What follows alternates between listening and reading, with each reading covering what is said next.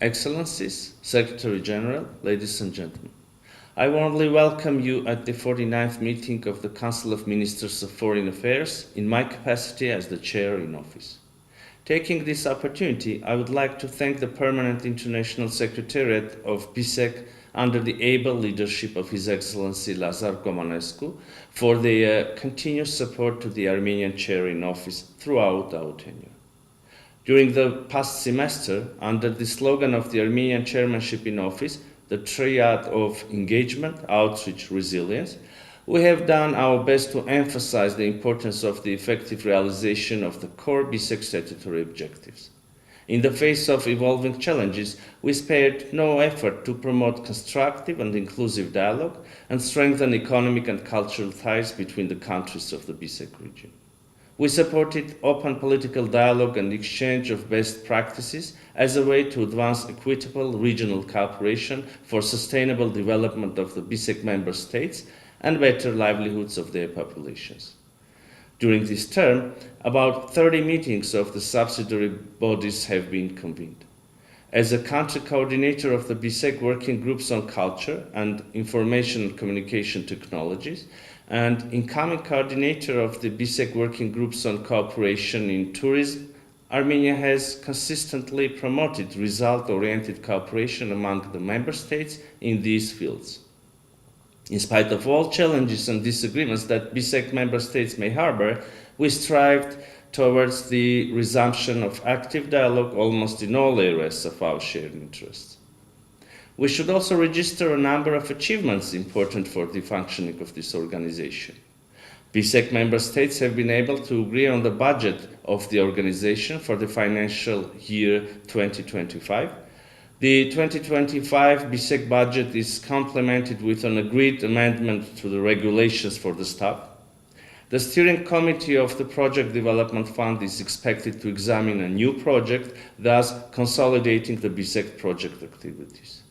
The BISEC Troika continued to work and coordinated the current and prospective activities of the BISEC. Given the complex geopolitical situation in which the BISEC is operating, these landmarks are not to be neglected. In the context of possible BISEC reforms, the member states may also consider extending the term of chairmanship in office from 6 months to a full year.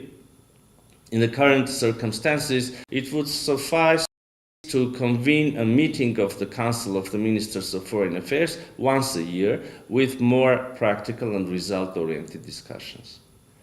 Distinguished colleagues, any chairmanship can move as fast as all and any member state of an agreement concerned.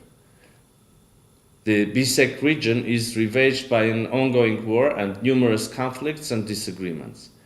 These are impediments that are not easy to overcome with a direct impact on the functioning of this organization.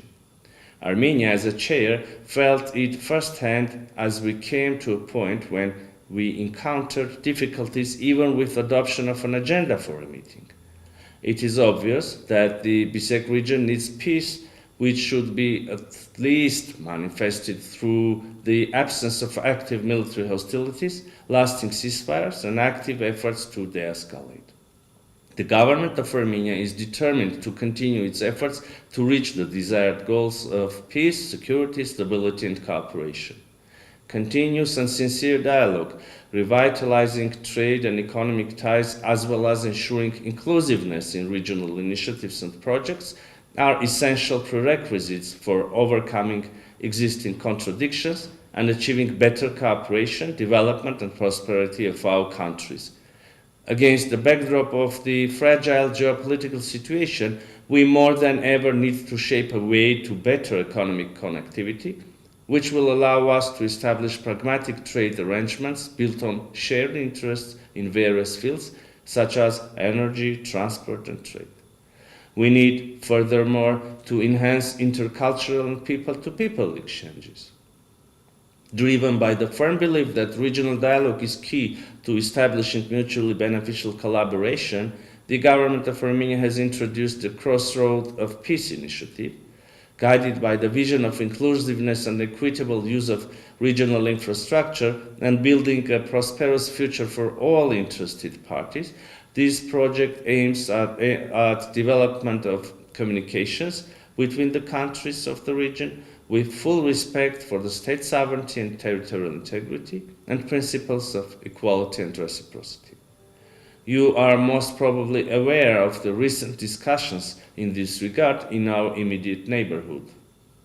With Turkey, we have already agreed to jointly assess the technical requirements for the border crossing by the Gymri-Kars railway, while at the same time we have proposed to Azerbaijan modalities of relaunching our rail infrastructure, simplifying border crossing and customs procedures, and ensuring some additional insurance mechanisms.